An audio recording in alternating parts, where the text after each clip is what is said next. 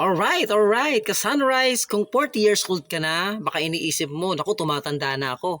Pero alam mo ba, sa mga edad na 40 years old and above, baka ito na yung mas the best decade ng buhay natin or ng buhay mo, ka-sunrise. Bakit? Kasi pagka 40 plus ka na, mas nagiging wiser ka na, mas nagiging healthier, stronger ang ating mga isipan. Bakit? Number one, nagiging wiser na tayo. Kasi kapag 40 plus ka na, you know the priorities. Alam mo na kung ano yung dapat mong unahin, alam mo na kung ano dapat mong bigyan ng priority. Wiser yan. And pangalawa, of course, yung pagiging stronger natin.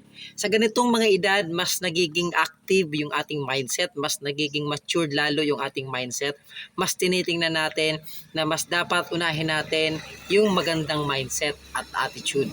And of course, yung ating healthier. Kapag 40 plus ka na, syempre nagiging conscious ka na sa mga bagay-bagay, lalo na sa ating pangangatawan. Kaya kung ikaw ay 40s, huwag kang matakot. Instead na matakot ka na tumatanda ka na, all you have to do is to embrace it and adapt the change. Kaya nga. And of course, number 4, yung purpose. Ano ba yung purpose mo? Sabi nga dito sa Jeremiah 29:11, as long as God keeps you waking you up, ulitin ko Jeremiah 29:11, as long as God keeps waking you up, He still has a plan for you.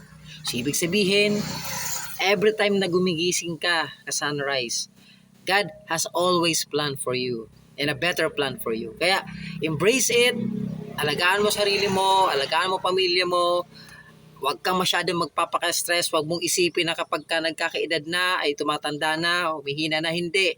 Mas dapat mong baguhin yung mindset, mas dapat mong galingan, mas dapat mong pag-igihan ang buhay. Dahil this is the best decade of our life.